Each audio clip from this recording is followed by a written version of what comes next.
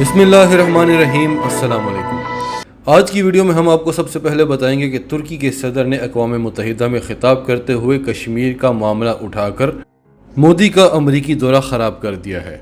और सिर्फ इसी वजह से नहीं, मोदी पर गुजरात वाक़ये के बाद एक बार फिर अमेरिका में मुकदमा दर्ज हो गया है और मोदी के पहुंचने से पहले ही अदालत ने मोदी को समन जारी कर दिया है। फिर कुछ दिन पहले हमने आपको एक खबर दी थी कि भारत ने तालिबान पर इल्ज़ाम लगाया है कि तालिबान ने मंशियात भेजी हैं भारत में, और हमने आपको उसकी असल कहानी भी बताई थी कि असल में ये काम मोदी कर रहा है। तो हमारी उस खबर की तस्दीक हो गई है और आज भारतीय मीडिया भी यही बात कर रहा है और आज भारतीय अवाम अपनी अदालतों से मोदी की तहकीकात करने का और उसे सख्त से सख्त सज़ा देने का मुतालबा कर रही है। तो डिटेल्स में जाते हैं। उससे पहले अगर अभी तक आपने हमारा चैनल सच टीवी सब्सक्राइब नहीं किया तो इसे अभी सब्सक्राइब करें और बेल आइकन पर क्लिक करें ताकि हमारी आने वाली वीडियोस आपको वक्त पर मिलती रहें। तुर्की के सदर रजब तैयब अर्दगान ने अपने दोस्त इमरान खान की कमी को आज पूरा किया और अक़वाम मुत्तहिदा में अपनी तकरीर के दौरान उन्होंने कश्मीर के लिए भरपूर आवाज़ उठाई। उन्होंने कहा कि कश्मीर के लिए हमारा मौक़िफ़ नहीं बदला, भारत ने कश्मीर में जुल्म की इंतहा कर दी है और इंसानी हकूक़ की धज्जियाँ उड़ा कर रख दी हैं। दुनिया की इस तरफ नज़र क्यों नहीं पड़ती? हमारा आज भी अक़वाम मुत्तहिदा से मुतालबा है कि मसला कश्मीर को अक़वाम मुत्तहिदा की करारदादों के मुताबिक हल किया जाए। इमरान खान ने फ़ैसला ये किया था कि वो अमेरिका जाकर अक़वाम मुत्तहिदा में खिताब नहीं करेंगे बल्कि वर्चुअली खिताब करेंगे, क्योंकि कोविड की वजह से कई बड़े बड़े लीडर्स अक़वाम मुत्तहिदा में ख़ुद शिरकत नहीं कर रहे, वो अपना खिताब वर्चुअली करेंगे।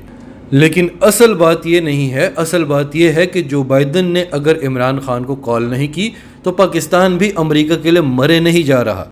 अमेरिका को हमेशा पाकिस्तान की ज़रूरत पड़ती है, पाकिस्तान को अमेरिका की ज़रूरत पड़े भी तो अमेरिका कभी हमारे काम नहीं आता। तो मोदी को लगता था कि इमरान खान अमेरिका नहीं आ रहे तो मोदी बड़े सुकून से वहाँ टाइम गुजारेगा, क्योंकि इमरान खान लिहाज नहीं करता, मोदी के सामने ही उसकी धज्जियाँ उड़ा देगा। लेकिन इमरान खान की गैर मौजूदगी में भी इमरान खान के दोस्त ने मोदी की धज्जियाँ उड़ा दी। अब आते हैं अगले टॉपिक पर, वो भी इसी से रिलेटेड है। एक तरफ इमरान खान है जो कि अमेरिका में मौजूद नहीं है, लेकिन अमेरिका में हर तरफ से इमरान खान के हक़ में आवाज़ें उठ रही हैं और इमरान खान की तारीफ़ें हो रही हैं। अब आप पूछेंगे ये कैसे? ये हम आपको अगले वीडियो में डिटेल से बताएंगे। लेकिन दूसरी तरफ मोदी जो खुद अमेरिका जा रहा है, उसके बावजूद मोदी पर हर तरफ से थू थू हो रही है। अमेरिका में सिखों ने भरपूर एहतजाज किया है, ख़ास तौर पर न्यूयॉर्क में एक बहुत बड़ा इज्तिमा था और सिखों ने मोदी पर वहाँ की अदालत में केस भी किया हुआ है मर्डर का।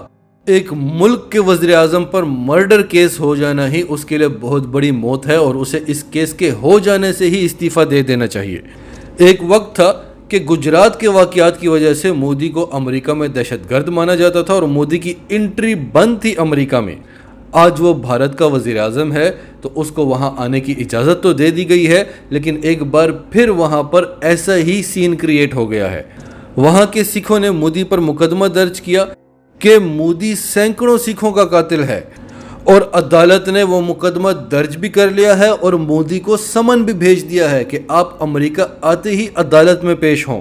अब वो अदालत में पेश होते हैं या नहीं, मुकदमे की सुनवाई होती है या नहीं, उन्हें सज़ा होती है या नहीं, ये बात की बात है। एक मुल्क के वज़ीर आज़म को अमेरिकी अदालत ने समन पेश कर दिया है कि वो कत्ल के मुकदमे के सिलसिले में अदालत में पेश हों। यही पूरे भारत के लिए डूब मरने का मकाम है। इसके अलावा अमेरिका में सिखों ने जो बाइडन को भी ख़त लिखा है कि मोदी रियासती दहशतगर्द है। अगर मोदी ने अक़वाम मुत्तहिदा में खिताब किया तो हम भरपूर मुज़ाहरे करेंगे। अब आते हैं अगली ख़बर पर। कुछ दिन पहले हमने आपको एक वीडियो में बताया था कि भारत ने तालिबान पर इल्ज़ाम लगाया है कि तालिबान मंशियात की स्मगलिंग कर रहे हैं। तालिबान ने भारत में $3 बिलियन की हेरोइन भेजी है और दुनिया खामोश है और भारत ने भी बड़ी छोटी सी खबर दी थी। अगर यही चीज़ पाकिस्तान में हुई होती, $3 अरब की मंशियात अगर पाकिस्तान में पकड़ी गई होती तो भारत ने इतना हंगामा मचाया होता और पूरी दुनिया इस वक्त पाकिस्तान पर पाबंदियां लगाने का सोच रही होती। लेकिन भारत है तो चलो खैर है, कोई बात नहीं, बहुत बड़ी मंडी है।